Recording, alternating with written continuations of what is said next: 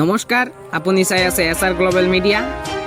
আজি 2026 চনৰ বিধানসভা নিৰ্বাচনৰ পূৰ্বে অসম ৰাজনীতি উত্তপ্ত হৈ উঠিছে। আজি প্ৰথমখন প্ৰাৰ্থী তালিকা ঘোষণা কৰিছে ৰাইজৰ দল। মুঠ 11টা সমষ্টিত প্ৰাৰ্থী ঘোষণা কৰা হৈছে। উল্লেখযোগ্যভাৱে এই তালিকাত দলৰ সভাপতি অখিল গগৈৰ নাম নাই। ইফালে মিত্ৰতাৰ আলোচনা চলি থকাৰ মাজতে পৃথকে প্ৰাৰ্থী তালিকা ঘোষণা কৰাৰ বাবে ৰাজনৈতিক মহলত তীব্ৰ প্ৰতিক্ৰিয়া সৃষ্টি হৈছে। মুখ্যমন্ত্ৰী হিমন্ত বিশ্ব শৰ্মাৰ জালুকবাৰী সমষ্টিত প্ৰাৰ্থী হিচাপে নাম ঘোষণা কৰা হৈছে ৰমেন চন্দ্ৰ বৰঠাকুৰৰ। আনহাতে মৰিয়নি সমষ্টিত টিকট পাইছে জ্ঞানশ্ৰী বৰাই। উল্লেখযোগ্য যে জ্ঞানশ্ৰী বৰাই কিছুদিন পূৰ্বে ৰাইজৰ দলত যোগদান কৰিছিল।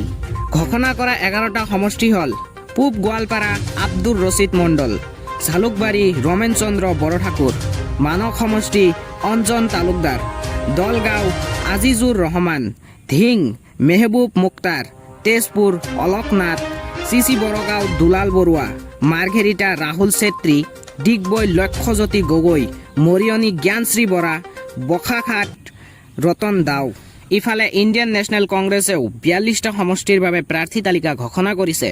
গৌৰৱ গগৈকো প্ৰথমবাৰৰ বাবে বিধানসভা নিৰ্বাচনত অৱতীৰ্ণ হ'বলৈ প্ৰাৰ্থিত্ব দিয়া হৈছে বুলি খবৰ পোৱা গৈছে। মিত্ৰতা হ'বনে এককভাৱে নিৰ্বাচনত অৱতীৰ্ণ হ'ব, এই প্ৰশ্ন এতিয়া অসম ৰাজনীতিত চৰ্চাৰ বিষয় হৈ পৰিছে।